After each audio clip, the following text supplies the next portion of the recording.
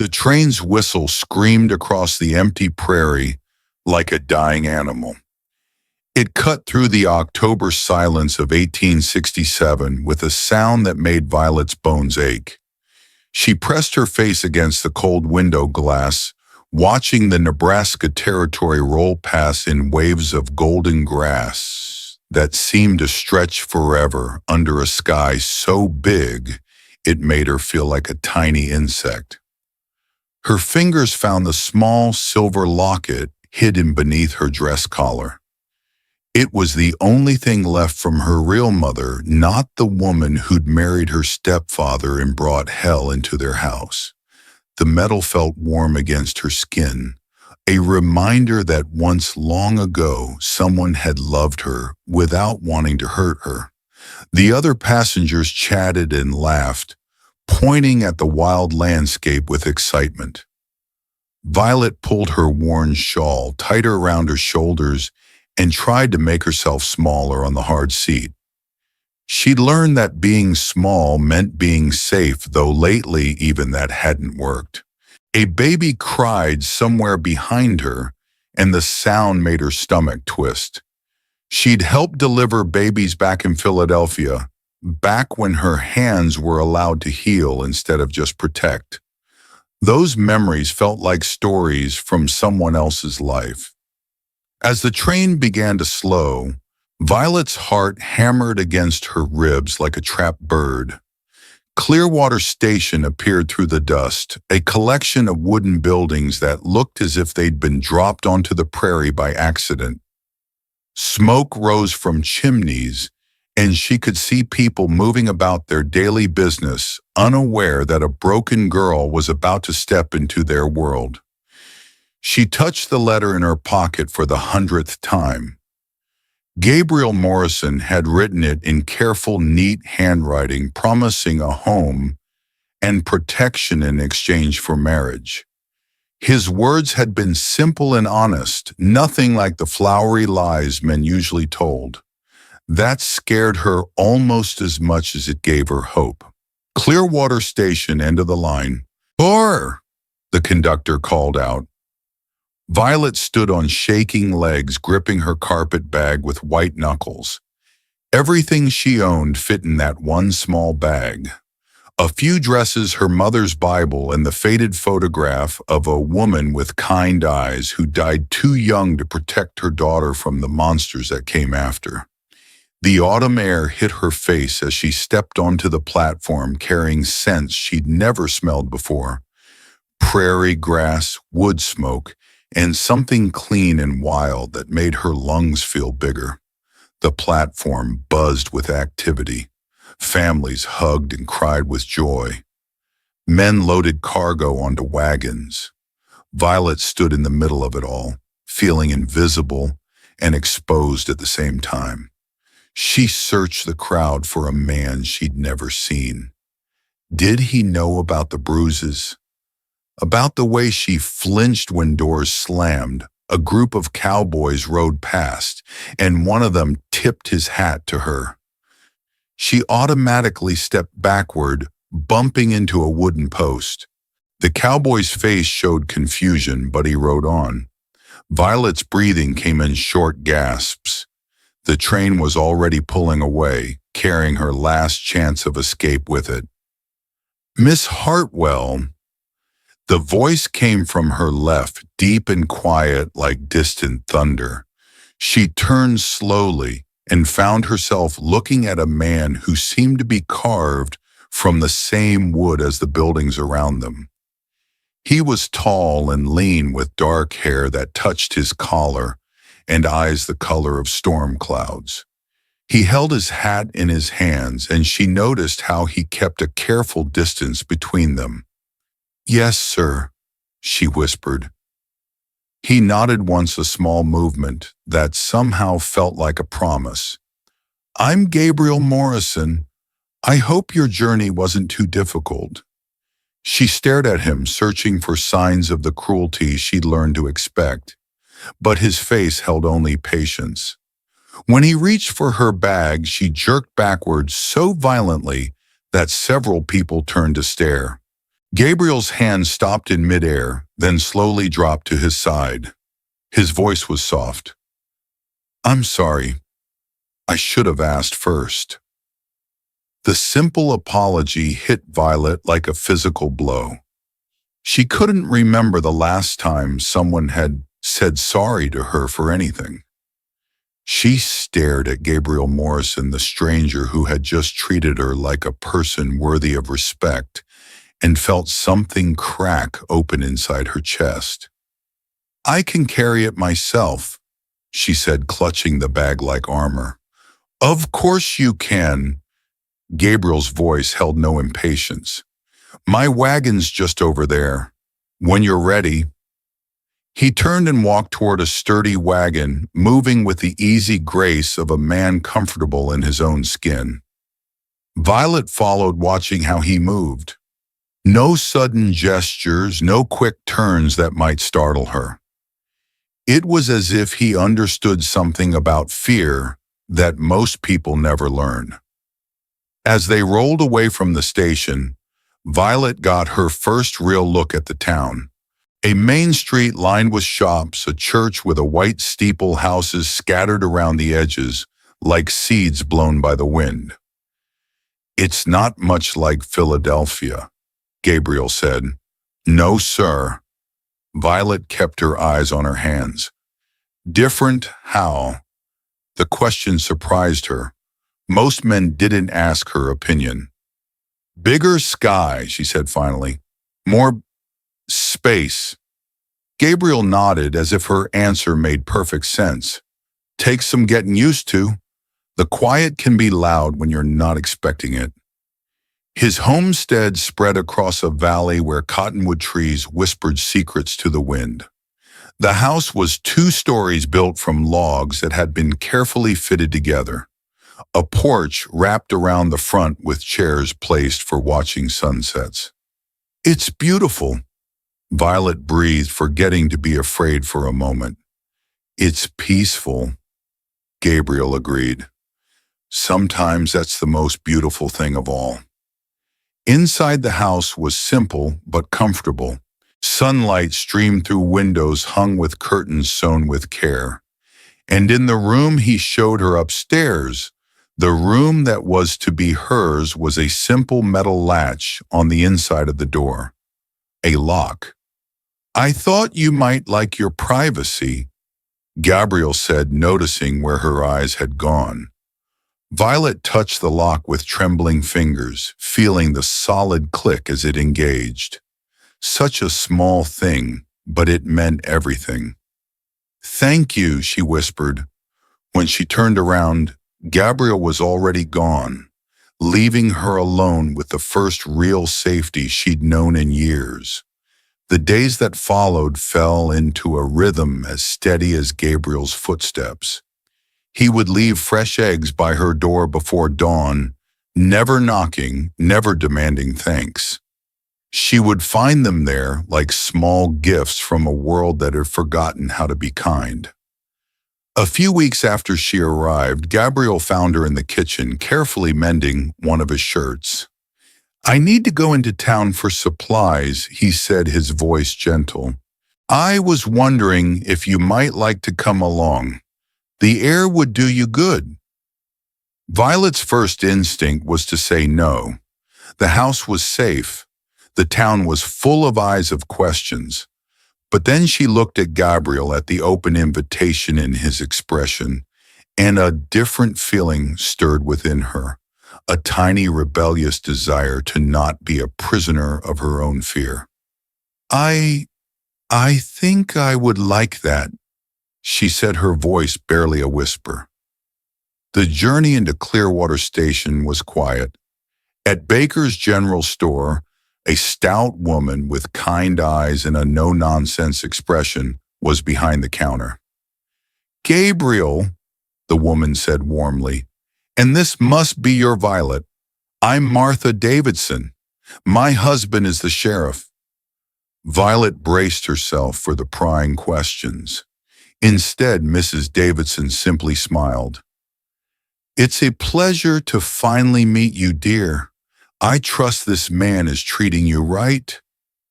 She winked, and for the first time, Violet felt the ghost of a smile touch her own lips. As they were leaving, Mrs. Davidson added, "The baker's wife just pulled an apple pie from the oven. Smells like heaven. You ought to get a slice before it's all gone." The gesture was so simple, so normal, it disarmed Violet completely. On the ride home, she dared to look at the passing prairie not as an empty void, but as a canvas of gold and blue. For the first time, she felt a single fragile seed of belonging take root in the barren soil of her heart. One afternoon from the kitchen window, she watched Gabriel in the corral with a new horse. It was a beautiful but terrified mare that shied away from any human touch. Violet expected Gabriel to use a rope to force the animal into submission. Instead, he did something extraordinary. He simply entered the corral, sat down on an overturned bucket in the center, and began to read a book. For hours he just sat there, his presence calm and undemanding, turning the pages while the horse watched him from the far fence. Violet watched mesmerized.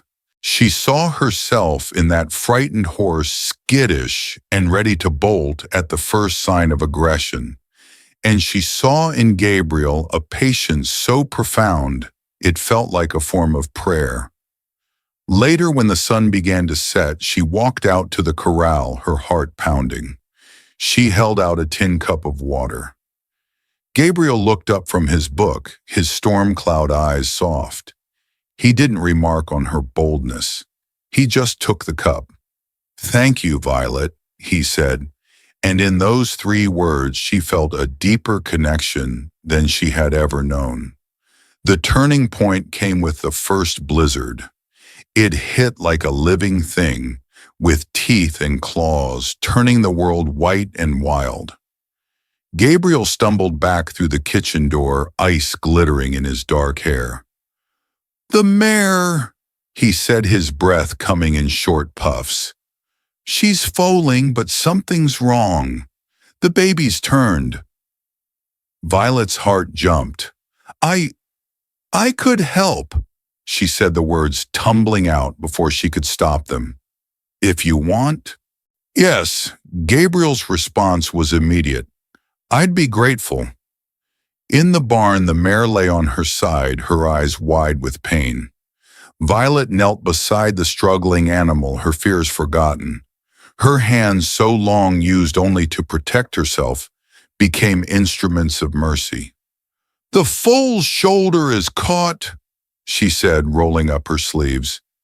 "I can turn it, but it's going to hurt her." "Easy, girl," Gabriel soothed, holding the mare's head. "We're going to help you." What followed was the longest hour of Violet's life. With Gabriel whispering encouragement, she worked her hands, guided by knowledge she thought lost forever. When the foal finally slipped free, covered in fluid and utterly still, Violet's heart nearly stopped. But then Gabriel was there, clearing the tiny nostrils with gentle fingers. Suddenly the barn filled with the weak but determined cry of new life. "You did it," Gabriel said, wonder in his voice. "You saved them both." Violet looked down at her hands. Bloody and tired, but steady.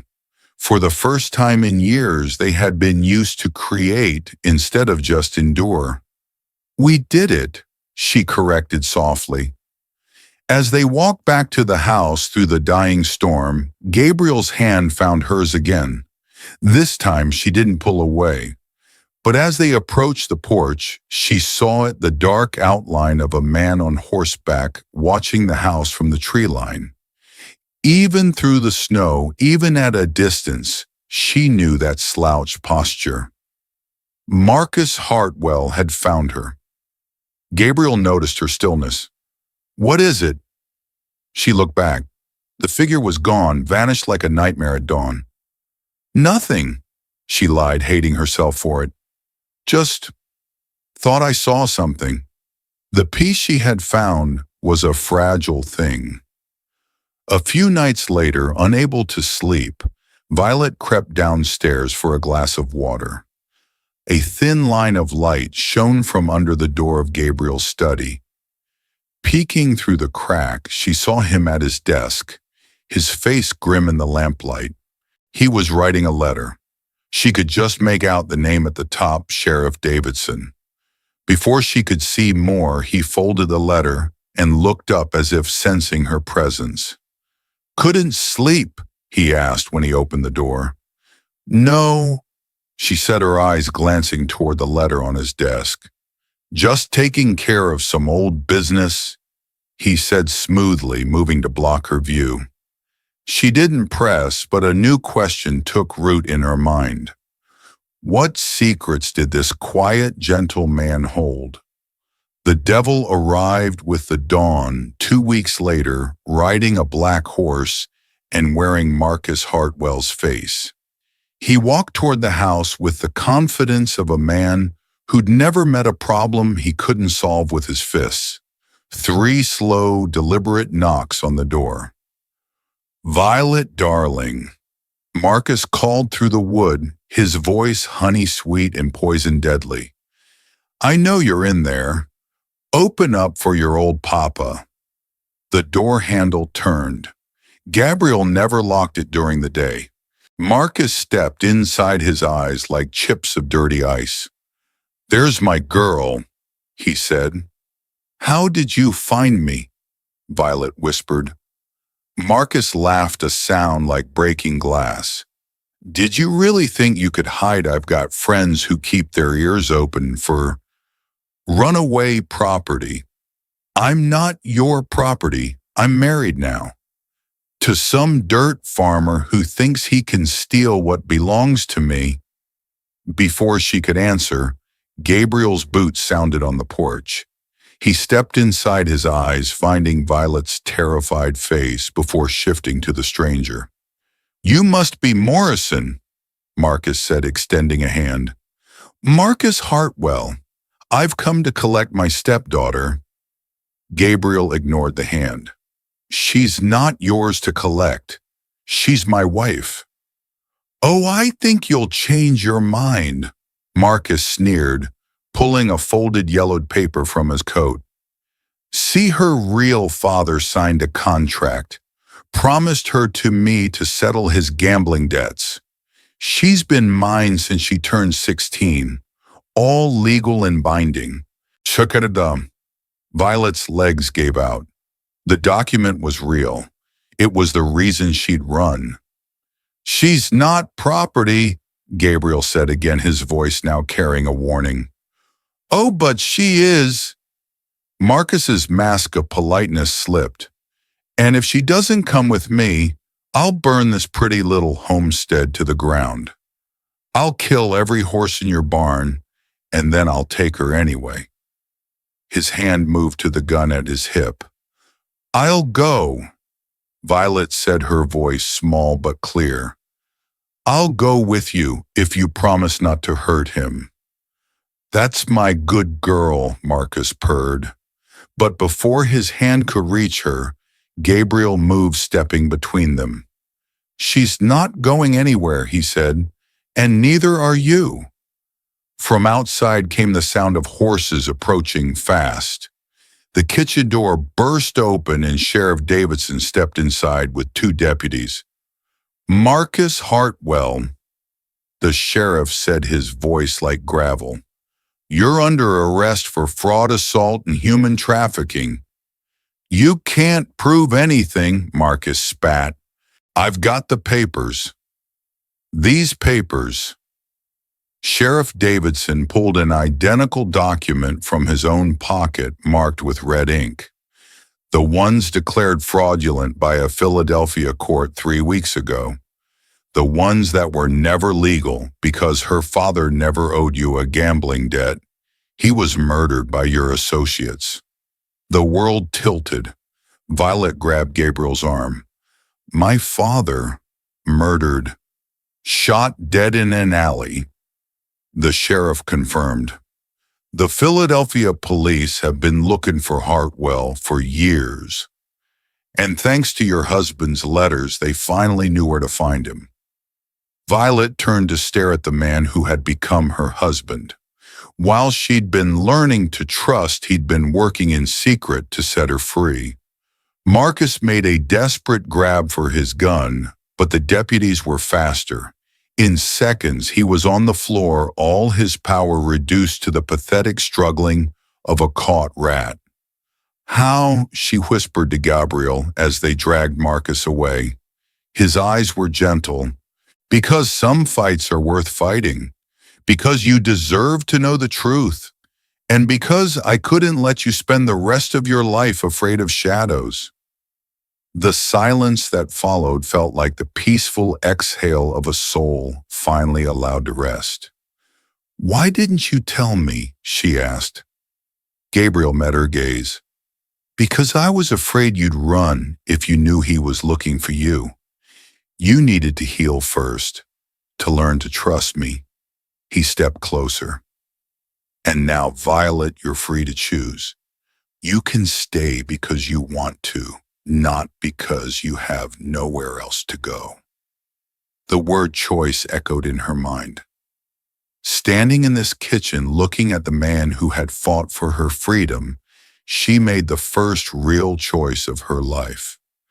"I want to stay," she said, her voice strong, "because somewhere between the broken coffee cup and the blizzard, between the gentle way you treat your horses and the patient way you treated my fears, I fell in love with you." "Violet," he breathed her name like a prayer.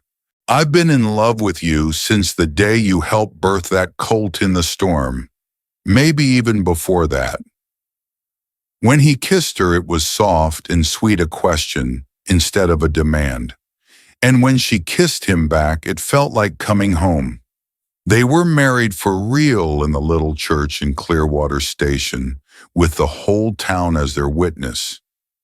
But their true legacy began a year later. A young woman arrived in town, her eyes holding the same haunted look Violet once wore. She was pregnant and running from a violent husband. The townspeople, led by Mrs. Davidson, knew just where to send her. Violet saw her own reflection in the young woman's fear. For a moment she hesitated. Then she looked at Gabriel, who stood beside her, his presence a silent promise of support. She opened the door to their home, and to the terrified girl she spoke the words she herself had once longed to hear. "Come in." Violet said, her voice steady and kind. "You will be safe here." That day, Violet helped the girl, whose name was Sarah, write a letter to her family. As she put another woman's story of survival onto paper, she felt the last of her own chains break. She had found her voice not just to speak for herself, but to speak for others. The Morrison homestead was no longer just a home. It had become a sanctuary, but the past is a stubborn ghost.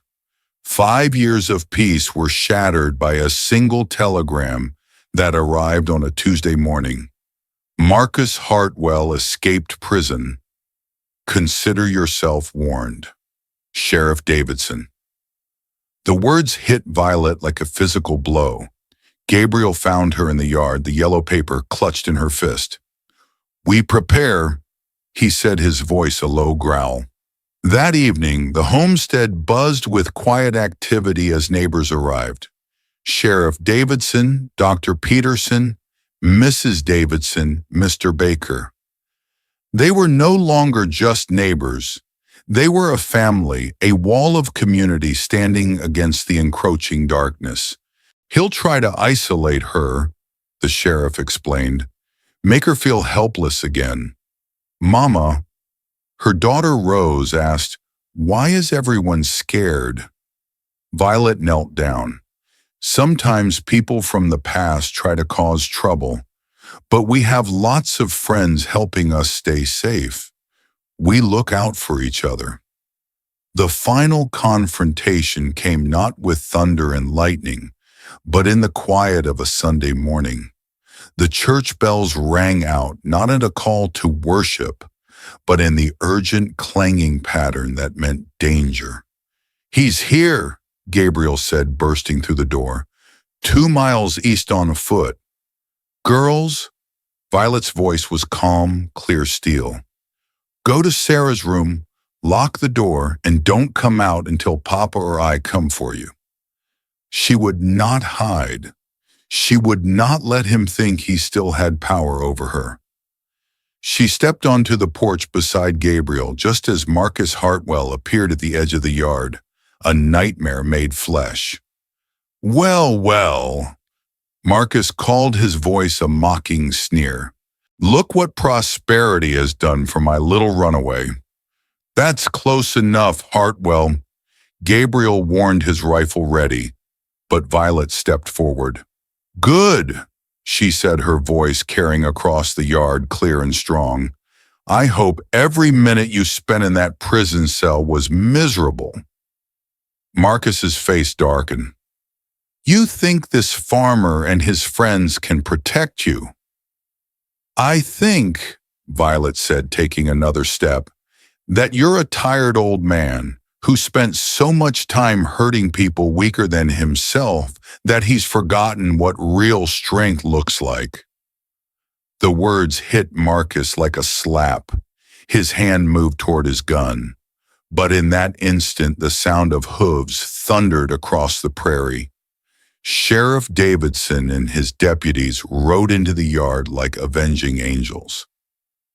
Marcus was trapped. For the first time, he looked uncertain, a predator who had realized he was surrounded. "This isn't over," he snarled, but the words lacked conviction. "Yes, it is," Violet said.